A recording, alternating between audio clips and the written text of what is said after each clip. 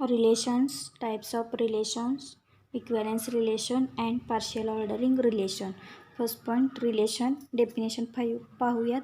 Relation म्हणजे काय. आपण म्हणतो की हा माझा भाऊ आहे किंवा ही माझी बहीण आहे. म्हणजे त्यामध्ये काय असतं, दोघांच्यामध्ये एक रिलेशन असतं की तो तिचा भाऊ आहे किंवा ती त्याची बहीण आहे किंवा ते माझे आईवडील आहेत, अशा पद्धतीने. तर इथं मॅथमॅटिक्समध्ये रिलेशन कसं असेल तर लेट रिलेशन जर तुम्हाला डिफाईन करायचं असेल तर मिनिमम किती व्यक्ती पाहिजेत तुमच्याकडं, 2 व्यक्ती पाहिजेत. 2 व्यक्ती असतील तर तुम्ही रिलेशन डिफाईन करू शकाल ना. त्याप्रमाणेच मॅथ्समध्ये कसं असेल, let A and B be 2 sets.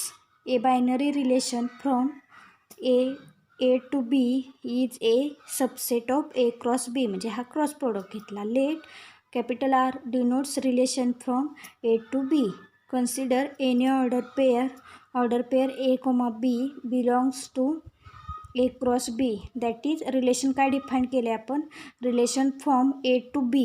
आणि त्याच्यामध्ये काय घेतले, order pair A, B belongs to A cross B. म्हणजेच A हा सेट A मधून येईल आणि B हा सेट B मधून येईल.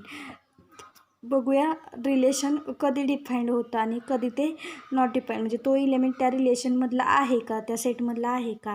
त्यासाठी कंडिशन फर्स्ट बघा. Order pair A, B belongs to R. We say that A is related to B. A काय आहे, बीचा रिलेटेड आहे. ते डिनोट कसं करतो, A capital R small b. A related to B. Similarly order pair A, B does not belongs to R. We say that A is not related to B. म्हणजे A हा Bला related नाही. मग तेच कसं दाखवतो, A capital R त्याच्यावरती dash केलं आहे B. म्हणजे A हा Rला रिलेटेड नाही आहे. फॉर एक्झाम्पल पाहूयात. For example let A is equal to 1, 2, 3, 4 up to 25 and B is equal to 1, 2, 3, 4 up to 5. Then एक रिलेशन आपण याच्यावरती डिफाईन करूया. रिलेशन बघा, सेट फर्स्ट रिलेशन डिफाईन करूयात. R1 is equal to relation आपण define करतोय. Order pair A, B belongs to A cross B such that condition काय आहे, A is equal to B square. ही कंडिशन दिलेली आहे. तर R1 रिलेशन कसं डिपेंड होईल की दिलेल्या सेटच्या व्हॅल्यूजवरून. तर कसं होईल, इथं काय सांगितलं आपल्याला, ए काय असणार आहे, एची जी व्हॅल्यू असेल तो बीचा स्क्वेअर असेल. मग समजा इथं जर आपण बीची व्हॅल्यू 1 घेतली तर एची व्हॅल्यू किती मिळेल, 1 मिळेल. सिमिलरली बीची व्हॅल्यू जर 2 घेतली तर एची व्हॅल्यू किती मिळेल, 4 मिळेल. कारण इथं काय करताय तुम्ही, ए काय असणार आहे तुमचा बीचा वर्ग. म्हणजे बी जर 2 असेल तर ए काय असेल तुमचा बीचा वर्ग असेल. सिमिलरली जर तुम्ही 3 घेतलं तर इथं काय मिळेल, 9 मिळेल. बरोबर, 9 मिळेल. सिमिलरली नेक्स्ट काय मिळेल तुम्हाला, नेक्स्ट जर 4 घेतलं तुम्ही तर इथं काय मिळेल, 16 मिळेल. सिमिलरली जर तुम्ही इथं 25 घेतलं तर बी तुमचा काय मिळेल, 5 मिळेल. अशा पद्धतीने आपण काय केलं, रिलेशन डिफाईन केलं इथंपर्यंत, फक्त 5पर्यंत. हे लक्षात आलं तुमच्या. नेक्स्ट रिलेशन आणखी एक आपण रिलेशन डिफाईन करूया, R2 कसं डिफाईन करूया बघा. Order pair A B belongs to A cross B such that B is equal to A plus 1. हे रिलेशन आपण डिफाईन केलं तर याचं कसं मिळेल relation, order pair A B belongs to A cross B मधून येतो आहे. बट कंडिशन काय दिल्या, B is equal to A plus 1 असेल. म्हणजेच इथं जर तुम्ही A1 घेतला तर B काय होईल, 1 प्लस 1 म्हणजेच काय मिळेल, 2 मिळेल. सिमिलरली बी जर तुम्ही ए जर तुम्ही 2 घेतला तर इथं काय मिळेल, 2 प्लस 1 म्हणजे बी काय मिळेल, इथं तुमचा 3 मिळेल. सिमिलरली तुम्ही जर A3 घेतला तर बी काय मिळेल, A प्लस 1 म्हणजे 3 प्लस 1 म्हणजेच 4 मिळेल. परत काय मिळेल, जर 4 घेतला तर 4 प्लस 1 5 मिळेल. अशा पद्धतीने काय केलं आपण, रिलेशन डिफाईन केलेलं आहे. नेक्स्ट डेफिनेशन आपण पाहूयात. किंवा या सेटवरून तुम्हाला हे रिलेशन डिफाईन करता येईल किंवा दिलेल्या डिफाईन केलेल्या रिलेशनवरून तुम्हाला रिलेशनचा सेट फाइंड आउट करता येईल. हे इफ आणि ओनली इफ आहे. नेक्स्ट डेफिनेशन पाहूयात, types of relation. Types of रिलेशनचे टाईप किती आहेत बघा 4. त्याच्यामध्ये फर्स्ट टाईप आहे रिफ्लेक्सिव्ह रिलेशन, सेकंड, थर्ड आणि फोर्थ. सेकंड आहे symmetric relation and antisymmetric relation, third आहे ट्रान्झिस्टिव्ह रिलेशन्स आणि फोर्थ आहे असिमेट्रिक रिलेशन. अशा पद्धतीने आपण रिलेशनचे टाईप पाहिलेले आहेत. त्याच्यामध्ये फर्स्ट टाईपचे आपण डेफिनेशन पाहूयात. रिफ्लेक्सिव्ह रिलेशनची definition: a relation capital R on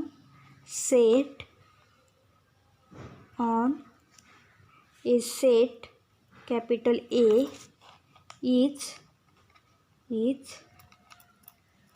reflexive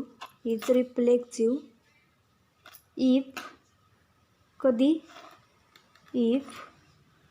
A related to A for every A belongs to capital A, that is तेच कसं दाखवतो, if order pair A, A belongs to A for every A belongs to A.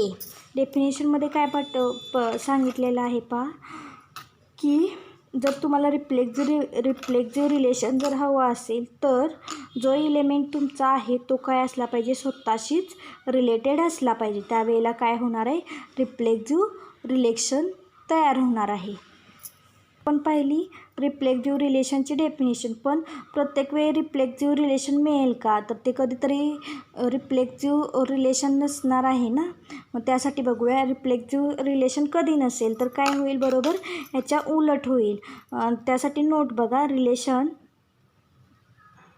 Relation capital R on set A is not reflexive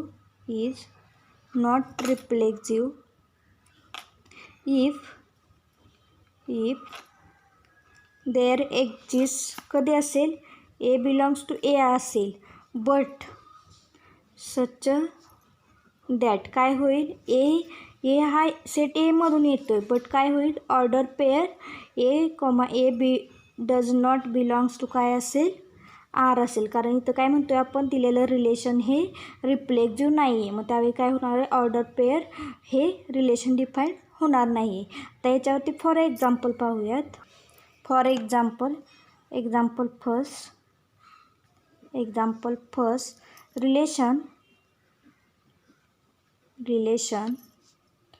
less than equal to, हे sign कशाचं आहे, less than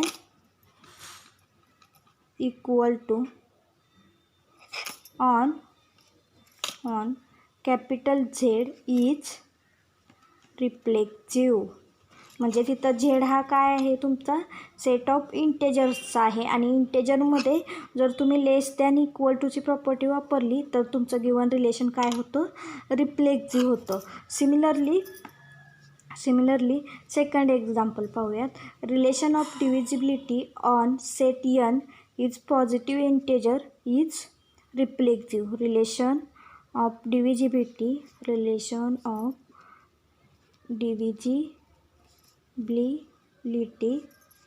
on set capital N means natural number of positive integers is reflexive.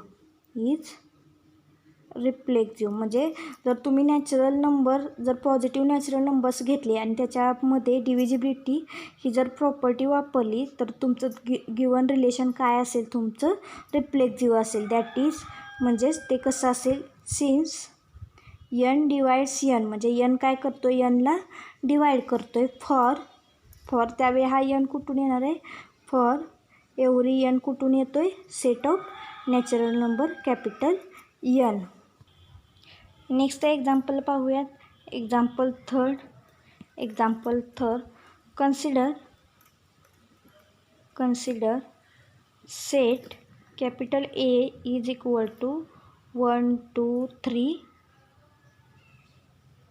4 आणि 5 हे element दिलेले आहेत आणि याच्यावरून आपण एक रिलेशन डिफाईन करून घेऊयात. R1 is equal to 1 1 1 2 2 3 1 3 4 4.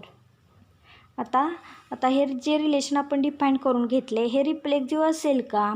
तर याच्यामध्ये कंडिशन काय पाहिजे, काय पाहिजे, तोच इलेमेंट त्याच इलेमेंटशी रिलेटेड पाहिजे. आता 1 1शी रिलेटेड आहे, पण 1 2शी रिलेटेड आहे का? नाही आहे. 2 आहे का 3शी? नाही आहे. 1 3शी आहे का? नाही आहे. 4 4ला रिलेटेड आहे. म्हणजेच काय होणार आहे, गिवन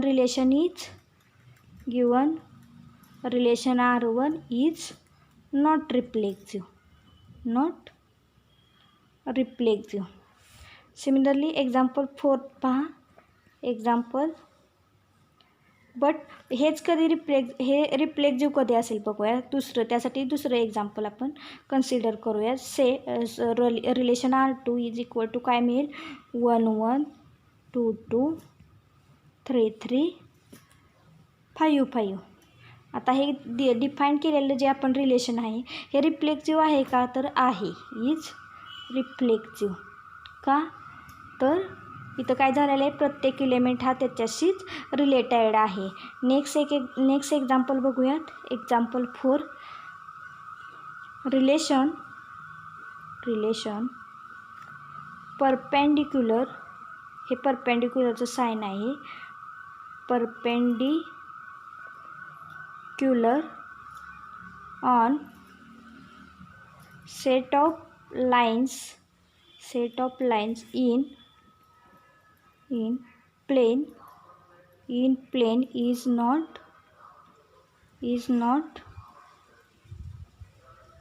रिफ्लेक्सिव्ह.